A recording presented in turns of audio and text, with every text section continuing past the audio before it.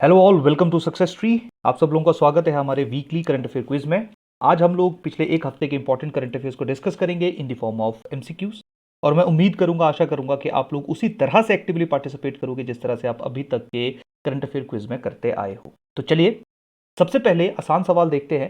That is your जो 104th constitutional amendment act is related to. First option is reservation for economically weaker section, second is land boundary agreement, third is national commission for backward classes, and fourth is extension of reservation for SCs and STs to in lok sabha and legislative bodies। तो चार option आप सब लोगों के पास है, इसका answer बताइए। जिसने इसका आंसर दे दिया है वो जल्दी से मेरे को बताइए, क्योंकि चारों के चारों ऑप्शन जो हैं वो किसी न किसी स्पेसिफिक कॉन्स्टिट्यूशनल अमेंडमेंट के थ्रू ऐड किए गए हैं। तो आप मेरे को बताएंगे कि पहला, दूसरा, तीसरा, चौथा कौन कौन सी कॉन्स्टिट्यूशनल अमेंडमेंट एक्ट के थ्रू हमारे कॉन्स्टिट्यूशन के अंदर ऐड हुए हैं। बाकी लोगों के लिए मैं बता देता हूं, जो आपका 104th कॉन्स्टिट्यूशनल अमेंडमेंट एक्ट है, ये आपका जो है वो आंसर इसका है डी, क्योंकि इस एक्ट के थ्रू एससीज और एसटीज के लिए 10 साल की रिजर्वेशन को एक्सटेंड किया गया। कहानी ऐसी है, जब हमारा कॉन्स्टिट्यूशन बना उस स्पेसिफिक टाइम पे एससीज और एसटीज के लिए 10 साल का रिजर्वेशन प्रदान किया गया। उसके बाद जैसे ही वो 10 साल खत्म होते थे, फिर से उसको 10 साल के लिए एक्सटेंड कर दिया जाता था, फिर से उसको 10 साल के लिए एक्सटेंड कर दिया जाता था। जैसे कि last time 95th constitutional amendment act आपका पास हुआ 2010 में, जिसके थ्रू जो आपका एससीज और एसटीज थे एंड एंग्लो इंडियंस, उनके लिए रिजर्वेशन को और 10 सालों के लिए इंक्रीज किया गया और 10 साल के लिए बढ़ाया गया। और वो 10 साल आपके खत्म हुए 25 जनवरी 2020 को। तो जब 25 जनवरी 2020 को जो कॉन्स्टिट्यूशनल अमेंडमेंट था 95th, उसकी इफेक्ट कम, उसका इंपैक्ट जो था वो खत्म हो गया। तो इसके लिए पार्लियामेंट को फिर से एक चेंज करना पड़ा, फिर से कॉन्स्टिट्यूशन में अमेंडमेंट करनी पड़ी। और वो आपकी कॉन्स्टिट्यूशनल अमेंडमेंट कौन सी थी? 104th कॉन्स्टिट्यूशनल अमेंडमेंट एक्ट, जिसके थ्रू और 10 सालों के लिए एससीज एंड एसटीज को रिजर्वेशन जो है वो एक्सटेंड कर दी गई इन लोकसभा एंड लेजिस्लेटिव बॉडीज, या आपकी लेजिस्लेटिव असेंबली। क्लियर? दूसरी चीज यहां पे ध्यान रखना, जो एंग्लो इंडियंस आपके होते थे, एंग्लो इंडियंस कौन थे? जिनको प्रेसिडेंट के द्वारा नॉमिनेट किया जाता था, 2 लोगों को लोकसभा के अंदर, उनके लिए जो है वो 10 साल की एक्सटेंशन इस स्पेसिफिक अमेंडमेंट के थ्रू नहीं दी गई। इसका मतलब है आज के बाद आपके एंग्लो इंडियन जो हैं वो लोकसभा के लिए नॉमिनेट नहीं किए जाएंगे, अनटिल और अनलेस फिर से पार्लियामेंट जो है वो एक एक्ट पास ना कर दे। तो आई थिंक ये थोड़ा आपको क्लियर हुआ होगा। जो मैंने आपसे सवाल पूछा था उसका जवाब दे देता हूं। जो आपका इकोनॉमिकली वीकर सेक्शन है उसके लिए रिजर्वेशन दी गई 103rd कॉन्स्टिट्यूशनल अमेंडमेंट के थ्रू। लैंड बाउंड्री एग्रीमेंट पास हुआ 100th कॉन्स्टिट्यूशनल अमेंडमेंट के थ्रू, जिसमें बांग्लादेश और इंडिया के बीच में एग्रीमेंट साइन हुआ था। और जो national commission for backward classes था, ये आपका कॉन्स्टिट्यूशन में ऐड हुआ था 102nd कॉन्स्टिट्यूशनल अमेंडमेंट एक्ट के थ्रू। और 104 जो है वो आपके सामने है, जिसके बारे में अभी हम लोगों ने डिस्कस किया। चलिए सेकंड क्वेश्चन के ऊपर चलते हैं। अभी आप सब लोगों को पता होगा, कुछ दिन पहले हम लोगों ने earth day, international mother earth day है, उसको ऑब्जर्व किया। तो पहला ऑप्शन है earth day is an annual event celebrated around the world on April 24। Second है the landmark Paris agreement was signed on earth day 2016। तो चलिए शाबाश, आंसर बताइए, जल्दी से इसका आंसर दीजिए। जिन लोगों को पता है इसका आंसर, जिन्होंने आंसर दे दिया है, वो मेरे को साथ में बताएंगे कि जो पेरिस एग्रीमेंट है इसका मेन ऑब्जेक्टिव क्या है, इसके मेन टारगेट क्या है, कितना टेम्परेचर जो था ये रिस्ट्रिक्ट करना चाहता है प्री इंडस्ट्रियल टाइम पीरियड से। जल्दी से कमेंट सेक्शन में डालिए शाबाश। और जिनको नहीं आइडिया है उनको मैं बता देता हूं, जो आपका अर्थ डे है इसकी शुरुआत हुई थी 1970 में, 1970 में, जब इसको अर्थ डे के रूप में ऑब्जर्व किया जाता था। इसका मेन ऑब्जेक्टिव था कि एनवायरनमेंट को किस तरह से प्रमोट, किस तरह से प्रोटेक्ट किया जाए, या जो अलग अलग मिशंस एनवायरमेंटल प्रोटेक्शन के लिए है उनको किस तरह से और ज्यादा प्रमोट किया जाए। तो पहली चीज ध्यान रखना, जो आपकी डेट है वो 24 अप्रैल नहीं है, अर्थ डे जो है वो आपका 22 अप्रैल को ऑब्जर्व किया जाता है। तो पहला ऑप्शन आपका गलत हो गया। दूसरी चीज ध्यान रखना, जो आपका पेरिस एग्रीमेंट है जो क्लाइमेट चेंज की बात करता है, पेरिस एग्रीमेंट को जो साइन किया था उसके उसके उसके जो सिग्नेटरीज थे उन्होंने उसको एग्जीक्यूट किया था, या इस एग्रीमेंट के ऊपर साइन हुआ था ऑन 22 अप्रैल 2016। तो दूसरी स्टेटमेंट जो है वो आपकी बिल्कुल करेक्ट है। तो इसका आंसर आपका आ जाएगा बी, दैट इज 2 ओनली। कहानी समझ आई? यहां पे नहीं आई? ठीक है। तीसरे सवाल के ऊपर आ जाइए, बहुत आसान सवाल है। Project Navlekha is an initiative of. Navlekha का मतलब होता है न्यू वे टू राइट, एक नया तरीका लिखने का, नया तरीका लिखने का। तो बताइए शाबाश। ऑप्शन ए है Facebook, Google, Infosys, and D is none of the above. इसका आंसर आपका है B, that is your Google. जैसे कि अभी मैं आपको बता देता हूं इसका क्या कंटेक्स्ट है। अगर इस टाइम पे आप लोग गूगल में सर्च करोगे तो मैक्सिमम कंटेंट जो है वो आपका इंग्लिश में है, या बहुत कम कंटेंट आपको हिंदी में देखने को मिलता है। लेकिन हमारे देश में इतनी ज्यादा रीजनल लैंग्वेजेस बोली जाती है, ऐसा माना जाता है कि टोटल जितना कंटेंट यहाँ पे हमारे देश में अवेलेबल है वेब पेजेस के ऊपर, वो सिर्फ 1% या उसमें सिर्फ 1% जो है वो रीजनल लैंग्वेजेस में अवेलेबल है। तो बेसिकली जो नवलेखा है, इस इनिशिएटिव का मेन ऑब्जेक्टिव ही ये है कि इंडिया के अंदर जो लोकल लैंग्वेजेस हैं उनका और ज्यादा ऑनलाइन कंटेंट जो है वो डाला जाए। अभी स्पेसिफिक टाइम पे जब हम ऑनलाइन कंटेंट डालते हैं किसी रीजनल लैंग्वेज में तो प्रॉब्लम आती है। एक तो जो रीजनल या जो लोकल भाषा बोलने वाले लोग हैं उनके पास उतनी ज्यादा टेक्नोलॉजी नहीं है, उनको पता नहीं है कि वेब डेवलपमेंट कैसे करनी है, कैसे डोमेन नेम लेना है, कैसे है ना, कैसे जो है वो टेक्नोलॉजी को एक्सरसाइज करना है। तो नवलेखा में बहुत आसान रहेगा। नवलेखा में चुपचाप एक आप पीडीएफ या किसी भी डॉक्यूमेंट को स्कैन करो, जैसे आप स्कैन करोगे ऑटोमेटिकली वो डॉक्यूमेंट जो है वो अपने आप को एक वेब पेज में कन्वर्ट कर लेगा और उसका डोमेन जो है वो आपके पास 3 सालों के लिए फ्री रहेगा। समझ आई कहानी? किसी भी डॉक्यूमेंट को स्कैन करो, ऑटोमेटिकली वो अपने आप को एक वेब पेज में डेवलप कर लेगा, तो कल को कोई भी अगर उस डॉक्यूमेंट को ढूंढने की कोशिश करेगा तो कहीं से भी एक्सेस कर सकता है। तो बेसिकली ये इनिशिएटिव गूगल के द्वारा शुरू किया गया है ताकि लोकल लैंग्वेजेस के अंदर जो ऑनलाइन कंटेंट है उसको और ज्यादा एनरिच किया जाए, उसको और ज्यादा बढ़ाया जाए। फोर्थ क्वेश्चन के ऊपर आ जाइए। Which of the following statements are correct या इज और are correct regarding Vidyadaan 2.0 programme. इससे पहले विद्यादान प्रोग्राम शुरू हुआ था जिसमें 6 to 9 का जो कंटेंट था वो ऑनलाइन डाला गया था। पहला ऑप्शन है this programme was launched by Ministry of Human Resources and Development. Second is it was launched under Diksha programme. I think आप लोगों ने सुना होगा, दीक्षा जो है वो आपका एक डिजिटल इंफ्रास्ट्रक्चर है टीचर्स का, जहां पे टीचर और स्टूडेंट जो है वो एक दूसरे के साथ इंटरेक्ट कर सकते हैं, जहां पे टीचर जो है वो स्पेसिफिक नई चीजों को सीख सकते हैं, खुद का ट्रेनिंग भी कर सकते हैं और बच्चों के साथ भी कनेक्ट हो सकते हैं। और विद्यादान प्रोग्राम जो है इसका आसान भाषा में मैं आपको समझा देता हूं। विद्यादान का मतलब क्या है? वैसे ये दोनों स्टेटमेंट आपकी सही हैं, आंसर इसका है C, that is both 1 and 2।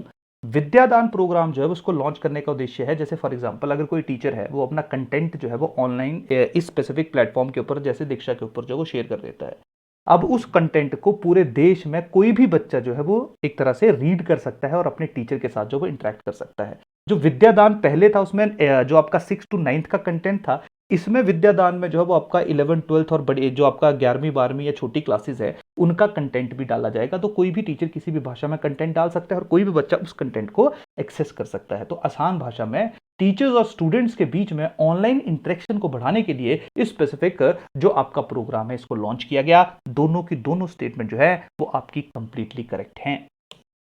Fifth आजिए, बहुत आसान सवाल है, फेलूदा। सबसे पहले आंसर से पहले तो मेरे को एक बताइए, ये जो फेलूदा शब्द है इसको जो है वो आप लोग जब इसको सुनते हो तो किसकी याद आती है, कहां से इस शब्द को जो है वो आप रिलेट कर सकते हो? आप पहला ऑप्शन है कोविड 19 टेस्ट है, कोविड 19 वैक्सीन है, क्रूज मिसाइल है, या नन ऑफ द अबव। इसका आंसर आपका है A, that is your Covid 19 test. ये जो आपकी फेलूदा है ये बेसिकली इसका नाम रखा गया है, आप सब लोगों ने सत्यजीत रे का नाम सुना होगा। तो सत्यजीत रे की जो शॉर्ट स्टोरीज हुआ करती थी उसमें एक डिटेक्टिव करेक्टर होता था, उसका नाम था फेलूदा। तो उसी के नाम पे जो है, क्योंकि वो बंगाली साइंटिस्ट हैं जिन्होंने इस पर्टिकुलर टेस्ट किट को बनाया है, तो यही कारण है कि इसका नाम जो है वो फेलूदा रखा गया। ये बहुत सस्ते दाम पे आपकी कोरोना वायरस टेस्ट किट है जिसको डेवलप किया गया आपका CSIR के द्वारा। और CSIR का एक स्पेसिफिक इंस्टीट्यूट है, that is your institute of genomics and integrative biology, जो कि दिल्ली के अंदर सिचुएटेड है। वहां पे दो साइंटिस्ट ने इस स्पेसिफिक वैक्सीन या इस स्पेसिफिक टेस्ट जो कोरोना वायरस टेस्ट है उसको डेवलप किया है, जिसका नाम है फेलूदा। क्लियर? कहानी समझ आ रही? और जो आपका CSIR है ये आपका union ministry of science and technology के अंडर आता है। डन? चलिए छठे क्वेश्चन के ऊपर आते हैं। अभी 2-3 दिन पहले की न्यूज है। Which of the following statements is और are correct regarding world press freedom index? पहला ऑप्शन है this index is released by IMF। Second is in 2020 India has dropped to 140th rank. इसका मतलब है कि इस साल भारत का जो रैंक है वो 140 रैंक है। आई थिंक ये शायद बहुत आसान सवाल है, देख के आप लोग इसको गेस कर दोगे। जो लोग आंसर दे रहे हैं वो मेरे को बताइए, वर्ल्ड प्रेस फ्रीडम इंडेक्स में इस साल फर्स्ट रैंक किसका है, और साथ में ये भी बताना जो लास्ट रैंक है वो किसका है।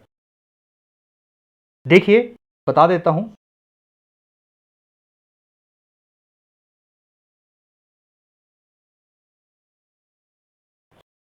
अब इसके बारे में थोड़ी सी आप लोगों के साथ जो वो स्टोरी डिस्कस कर लेता हूं। देखिए, जो आपका वर्ल्ड प्रेस फ्रीडम इंडेक्स है, वर्ल्ड प्रेस फ्रीडम इंडेक्स एक पेरिस बेस्ड ऑर्गेनाइजेशन है जिसका नाम है आरएसएफ, रिपोर्टर्स विदाउट बॉर्डर्स। उसके द्वारा जो है वो स्पेसिफिक इंडेक्स को रिलीज किया जाता है। इस इंडेक्स में पहले रैंक पे आपका है नॉर्वे और लास्ट रैंक के ऊपर आपका है नॉर्थ कोरिया।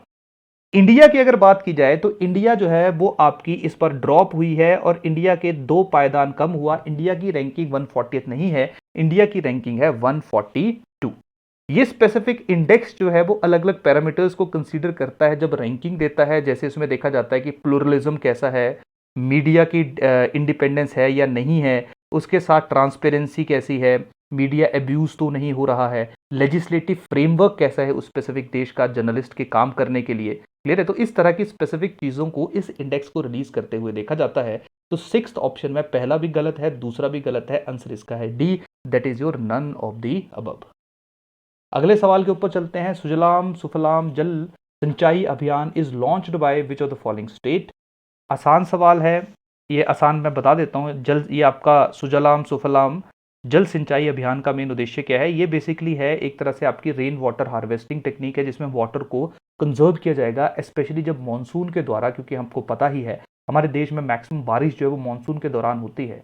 तो एक स्पेसिफिक स्टेट ने मानसून वाटर को कंजर्व करने के लिए, रेन वाटर हार्वेस्टिंग करने के लिए इस स्पेसिफिक स्कीम को लॉन्च किया है और इसका आंसर आपका है A, that is your Gujarat. आसान सवाल है। 8वें सवाल के ऊपर चलते हैं। अभी आपने देखा है कि ओआईसी न्यूज के अंदर था। Consider the following statements regarding OIC, that is organisation of Islamic corporation. First is it is an international organisation founded in 1969. Second is the official languages of OIC are Arabic and English only. Second is India is an observer of OIC. Statement ढंग से पढ़ना। Which of the following statements given above are incorrect पूछा है, तो जिसने correct देख के जल्दीबाजी में आंसर दिया है उनका आंसर गलत है। आंसर देखिए इसका क्या आएगा, दोनों में से कौन सी गलत है। पहली स्टेटमेंट की अगर हम बात करें, अगर मैं ओआईसी की बात करूंगा तो ओआईसी की जो फॉर्मेशन है ये आपकी 1969 में ही इसकी फॉर्मेशन हुई थी। इसकी अगर ऑफिशियल लैंग्वेजेस की बात की जाए तो ध्यान रखना इसकी ऑफिशियल लैंग्वेजेस जो हैं वो 3 हैं। एक उसकी अरेबिक है, एक इंग्लिश है और तीसरी जो इसकी ऑफिशियल भाषा है दैट इज योर फ्रेंच। तो 3 ऑफिशियल लैंग्वेजेस आपकी ओआईसी को देखने को मिलेगी और इंडिया जो है वो इसका ऑब्जर्वर नहीं है। तो हम लोगों ने देखा सेकंड और थर्ड स्टेटमेंट आपकी इनकरेक्ट है। आंसर आपका क्या आ जाएगा, B, that is 2 and 3 only. Clear? Next आजिए, that is your Pakke tiger reserve is located in which of the following state. इसको पकोई भी कहा जाता है। ये आपका टाइगर रिजर्व जो है वो अरुणाचल प्रदेश के अंदर लोकेटेड है। तो याद रखना, इसको आसान सवाल था यहाँ पे। पके टाइगर रिजर्व जो है it is located in Arunachal Pradesh. Next सवाल के ऊपर आजिए। अभी आप लोगों ने देखा होगा रिसेंटली सरकार ने फॉरेन डायरेक्ट इन्वेस्टमेंट जो एफडीआई की आपकी पॉलिसीज हैं उनमें कुछ परिवर्तन किया है, उनमें कुछ चेंज किया है। तो उसी के लिए जो है वो आपकी 2 स्टेटमेंट्स बनी है।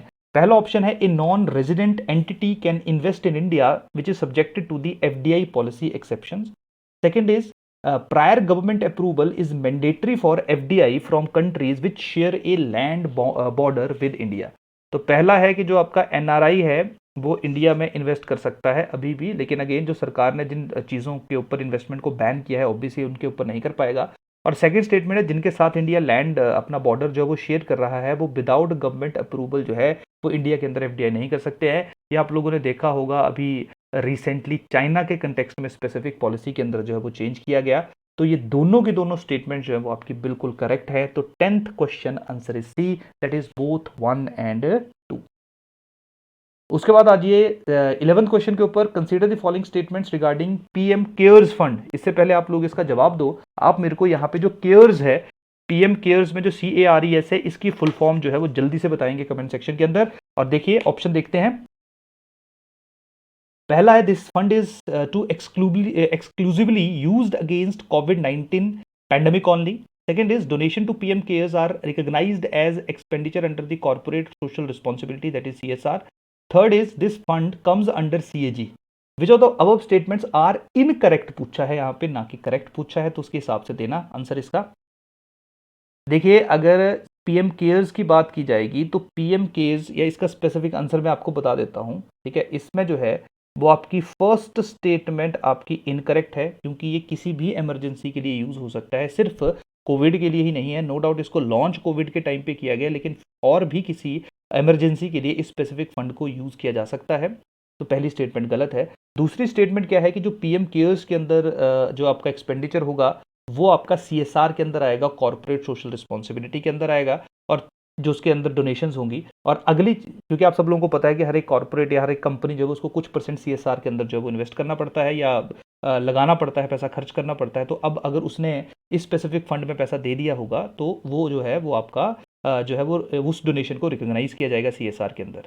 तीसरा आ जाएगा this fund comes under CAG. ध्यान रखना इसकी कोई ऑडिटिंग नहीं होगी स्पेसिफिक फंड की।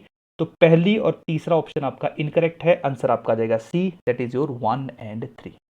तो देखिए यहां पे जो केयर्स है इसकी फुल फॉर्म है citizen assistance and relief in emergency situation fund. Clear?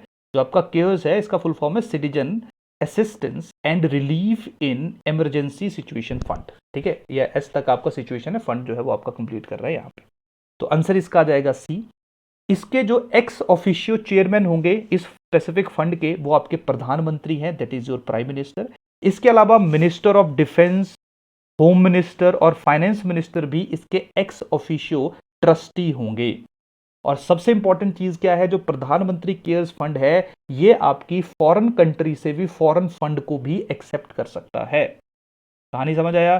तो इसके बारे में क्योंकि न्यूज में रह रहा है तो इसके बारे में आपको वैसे भी एक्स्ट्रा नॉलेज होना चाहिए। लास्ट क्वेश्चन आ गया, that is your Anak Krakatau volcano which was recently seen erupting ash and lava continuously is located in which of the following country. अभी आप लोगों ने देखा है वैसे 2018 से रेगुलरली इरप्ट हो रहा है और अभी तक के सबसे बड़े वल्केनो में से एक है। ये आपका है कहां पे? इंडोनेशिया के अंदर। तो 12th क्वेश्चन जो है इसका आंसर आ जाएगा आपका B, that is your Indonesia. तो ये हमारे इंपॉर्टेंट क्वेश्चंस थे इस हफ्ते के, और आप लोगों से मैं इस बार भी उम्मीद करूंगा कि आप लोग एंड में बताएंगे या कमेंट में डालिए या चैट के अंदर डालिए कि आप लोगों के 12 में से कितने सवाल जो हैं वो सही हुए हैं, ताकि उसके थ्रू आप भी एक दूसरे को मोटिवेट कर सको, क्लियर, और खुद को भी सेल्फ असेस कर सको। तो आज के करंट अफेयर को मैं यहीं पे ही कंक्लूड कर रहा हूं। थैंक यू, धन्यवाद।